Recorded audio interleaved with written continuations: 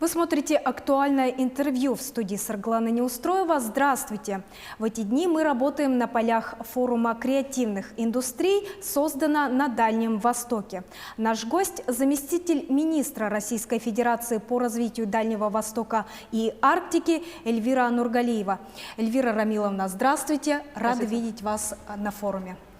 Расскажите, пожалуйста, как вы оцениваете уровень проведения форума?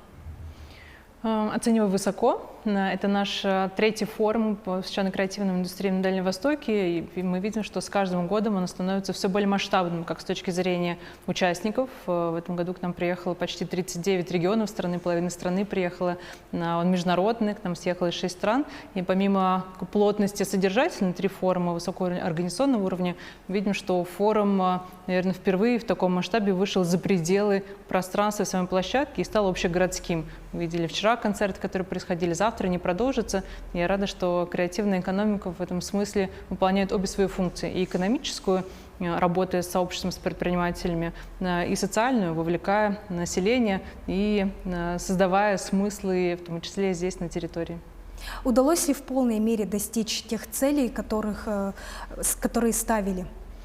Я думаю, что мы итоги сможем подвести финально уже завтра. У нас трехдневный форум, сегодня мы завершаем второй день форума, но уже сегодня мы видим, что подписан ряд соглашений, в том числе в первый день форума стартовали с запуска электронной торговой площадки специально для креативных предпринимателей Дальнего Востока. И это первый такой в России опыт, когда на торговой электронной площадке «Газпрома» в одном месте будут собраны покупатели и продавцы услуг и товаров креативной индустрии всего Дальнего Востока. Я уверен, что эта площадка станет местом и коммуникации, когда все друг друга увидят, и на следующий форум мы уже видим результаты работы такой торговой площадки. И на этом форуме представлены инвестиционные лоты в сфере креативных индустрий всего Дальнего Востока, как в рамках креативных кластеров, так и идей инвестиционных в разных сферах креативной индустрии на 4,7 миллиарда рублей, поэтому уже осязаемый объем и инвестиций в эту отрасль мы тоже фиксируем. А насколько полно, вот вы сказали 39 регионов страны, насколько полно был представлен их креативный потенциал? Площадка форума носит свою цель в первую очередь представить креативный потенциал наших регионов Дальнего Востока, 11 регионов. Сюда приехали делегации из всех 11 регионов, всех субъектов. В том числе была выставлена отдельно такая аллея брендов всего Дальнего Востока. Мы видим, что у каждого региона есть уже устойчивые предприятия, есть устойчивые в сфере креативной экономики, есть устойчивые бренды в этой сфере. А другие регионы России приехали кто-то обменяться опытом, кто-то посмотреть на наш опыт, поскольку довольно много уникальных вещей в части креативной экономики происходит именно здесь, на Дальнем Востоке. Здесь впервые появляются креативные кластеры при поддержке государства. Мы сейчас с вами находимся в квартале труда, который был создан при финансовой поддержке Минвостока развития. На Дальнем Востоке строятся еще 4 креативных кластера в рамках мастер-плана на Камчатке, в Благовещенске, в Владивостоке и Улан-Удэ, тоже при поддержке министерства. Поэтому ряд регионов приезжают посмотреть на наш опыт, как мы развиваем инфраструктуру в кластерах, как мы развиваем образовательные программы, запуская отдельные, например, образовательные программы для руководителей этих креативных кластеров, чтобы выработать специальные политики этой работы. Если не секрет, то в каком городе в следующем году пройдет форум и какой тематике он тогда будет посвящен? У нас кочующий форум. Первый проходил в столице Дальнего Востока, Владивостоке, второй прошел в Хабаровске, сейчас третий проходит в Якутске. И мы каждый год объявляем конкурс среди регионов. Тот регион, который имеет самую большую амбицию на проведение этого форума, имеет необходимую площадку для проведения, имеет опорную организацию по развитию креативной экономики и заявляет свою региональную стратегию развития креативной экономики. И вот тот регион, который наиболее готов в данный момент принять этот форум себя, во-первых, во-вторых, где мы увидим самый большой вклад таких результатов деятельности форума во всю креативную экономику региона. Поэтому мы объявим этот конкурс. Пока нет ответа на этот вопрос, поскольку еще конкурс не объявлен и итоги не подведены. Но мы уже видим как минимум 3 региона, которые заявляют предварительно свое желание стать регионом, принимающим следующий форум. Но тематика останется прежней, вот этот акцент на экономику. Да, мы будем эту сферу развивать, поскольку, я повторюсь, если первый форум мы скорее определяли основные направления деятельности и проверяли, какие из отраслей на Дальнем Востоке действительно имеют потенциал стать отраслью экономики, какие рынки внутри нам доступны, какие рынки для экспорта доступны.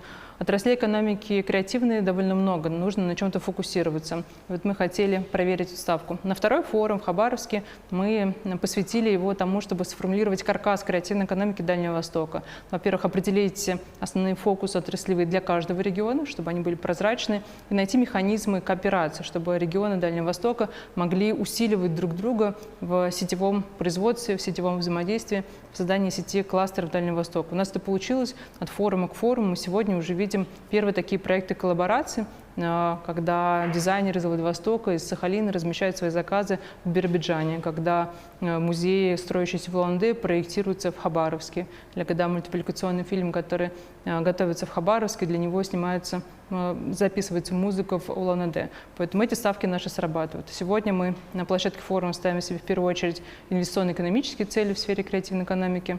Я думаю, что в течение года мы будем отслеживать результаты тех ставок, которые мы сделали, и продолжим такой фокус на экономику. А я правильно понимаю, что грядущая биржа медиаконтента GM, которая пройдет тут же в Якутске, это такое продолжение вот этого экономического направления? Совершенно верно. Да, этот медиарынок, который запланирован здесь в Якутске, станет тоже с рядом гипотез, но возможностью для продажи контента, который здесь остается на Дальнем Востоке, на внешние рынки. Я знаю, что при поддержке министерства реализуется программа развития музейной сферы, музейный дальний. Расскажите, пожалуйста, поподробнее, там же есть еще грантовый конкурс.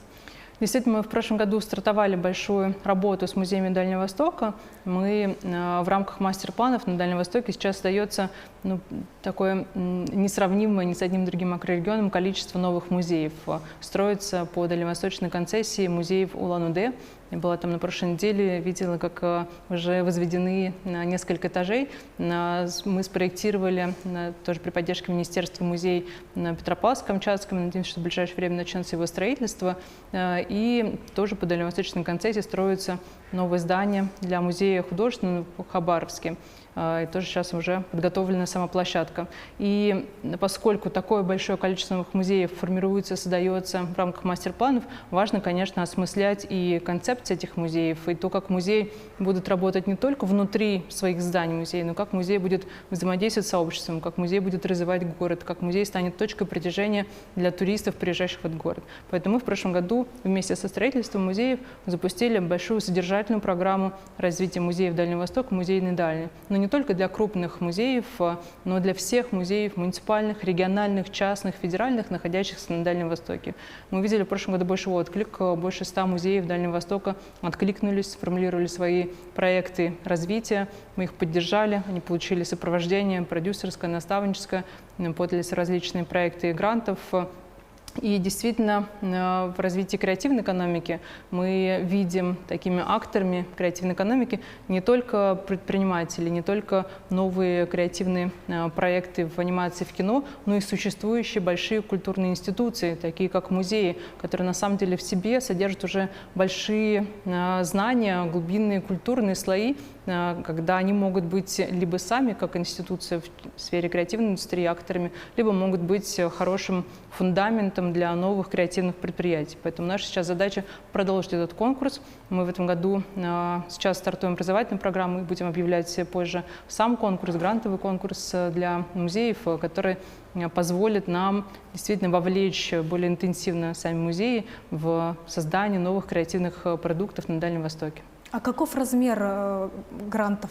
Я думаю, что мы объявим их отдельно, детальнее, когда выйдут все официальные документы, поэтому мы затизерим все, что касается конкурса, дополнительно.